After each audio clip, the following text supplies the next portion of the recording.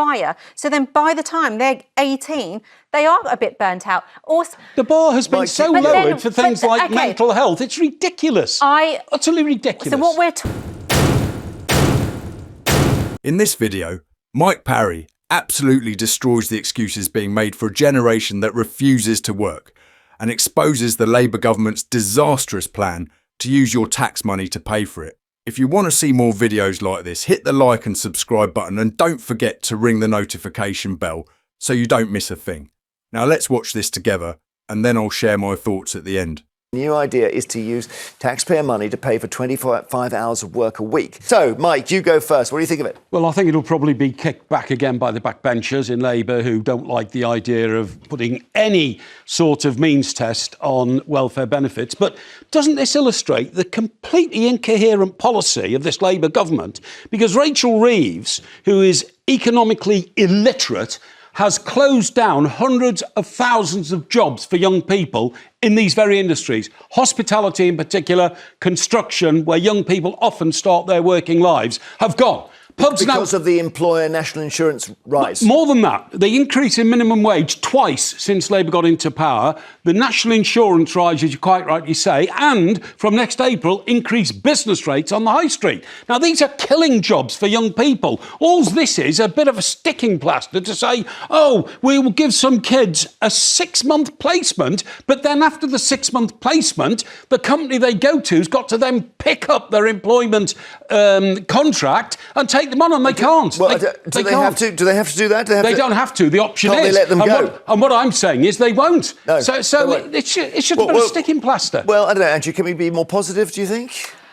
I mean, if you put the numbers to it, we're looking at around 1 million young adults who are of NEETs, which is not in education, employment or training. Yeah. Because basically, they're not doing very much. Yeah. So when you look at the numbers, you've got 55,000 placements that will start in April. They're hoping within the first 6 months there'll be a 1,000 uptick. It's not huge numbers we're talking about.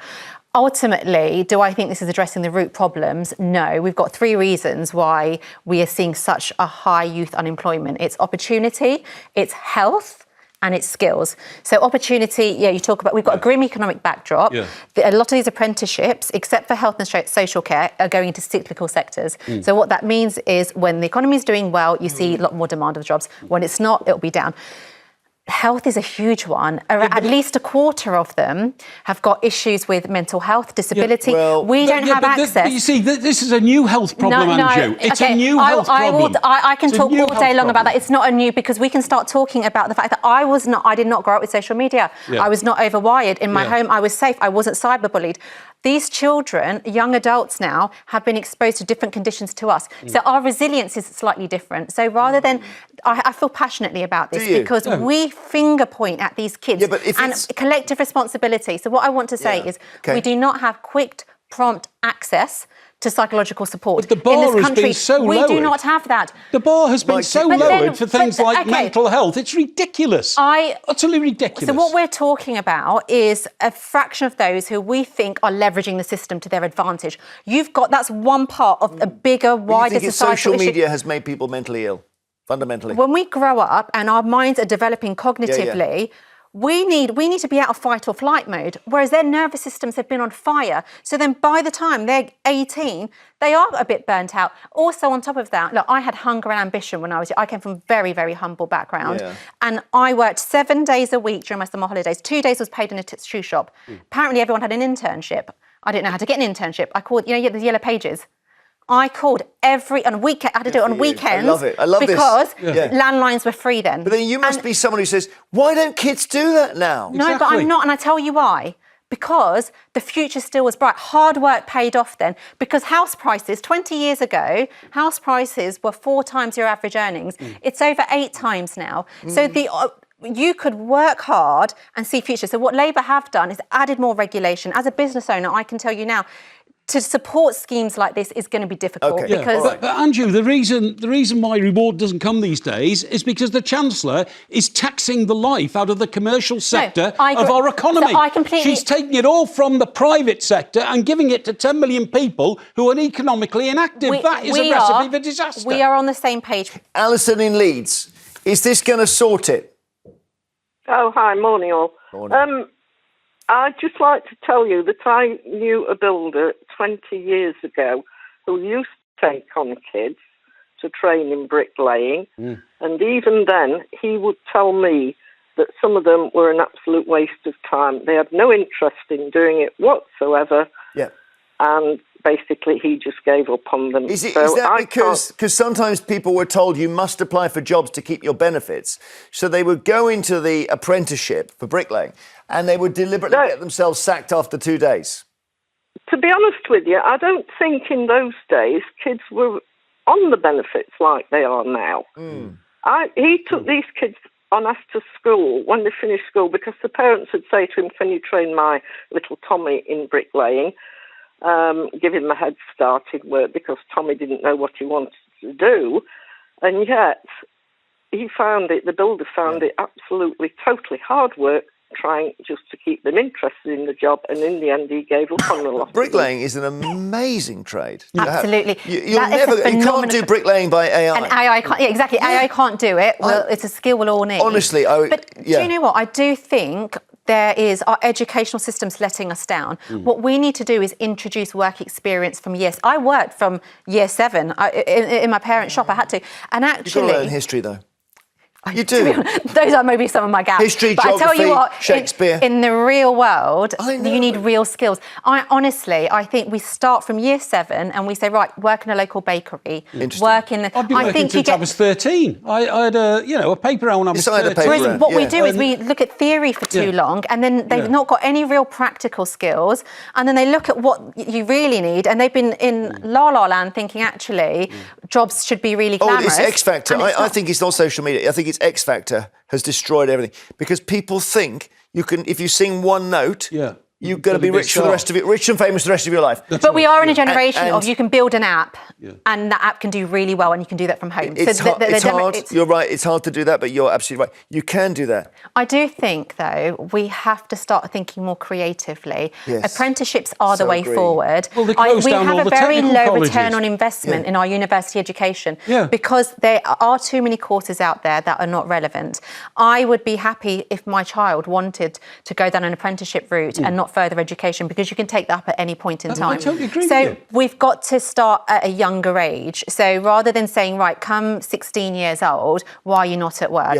What have the schools done to nurture that from that younger age? And then we've got the other thing, which is, those who do fall under various mental health, possible disability, neurodiversity.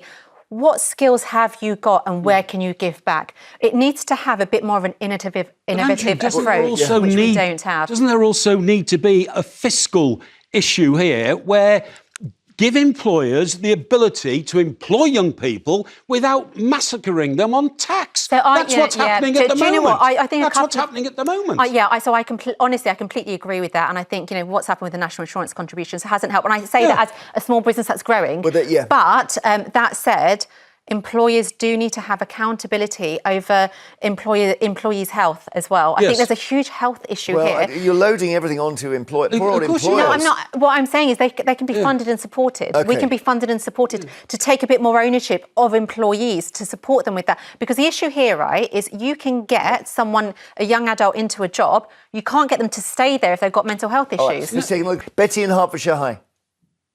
Oh, good morning. Good morning, Jeremy. Hey. I think this is a very, very good idea. It'll get young people up out of bed. They'll be going to work. They'll get experience. And maybe that company may take them on. But if not, at least they can put on their CV that they have experienced in a certain field. Sure. Something similar used to happen, I think it was in the 1980s, where we had YTSs. Yeah. And a company would take a YTS, have them 6 months for free, and then they're already half trained, and they were a benefit to that company. But if that company didn't need them, at least, as I say, they've got a bit of experience, and it might give them the confidence to go for a job. But it will also give them pride because they're getting up, not laying in bed for half the morning. They get into that habit of getting up at a decent time, going to work. And the thing is, we're paying them unemployment benefit. So what's the difference of paying them? Yeah, but we Okay, hang on. Let's just get. I've got Terry back. I want to get Terry on quickly. Hi, Terry. Sorry, you fixed your phone. Yeah, sorry, Jeremy, about Not that. at all. Not at all. Yeah. I'm a taxpayer. I'm retired, and I pay my tax on my pension. So my tax is going towards these people who don't want to work. Why should they go into work when they get more on benefits? Well, there we are. Maybe the answer is that a career will give you more satisfaction. Thank you. So let's get this straight. According to the guest in the studio, 18-year-olds can't stack shelves or lay bricks because their nervous systems are on fire from social media. This is the state of broken Britain. We have a Labour government that is destroying the private sector with national insurance hikes and minimum wage increases, making it impossible for businesses to hire young people. And then their solution is to take your tax money from pensioners like Terry at the end there, to pay these same young people to sit in government placements where they can't be fired. Mike Parry hit the nail on the head. Rachel Reeves is economically illiterate. You cannot tax a country into prosperity, and you certainly cannot build a workforce by telling them they are all mentally ill victims who need a cuddle instead of a paycheck. Previous generations walked into factories and building sites with nothing. Now we are told the bar is too low on mental health. It's an insult to everyone who gets up at 6 a.m. to pay the bills. I want to know what you think. Is this a genuine mental health crisis, or are we raising a generation of state-dependent snowflakes? Let me know in the comments below.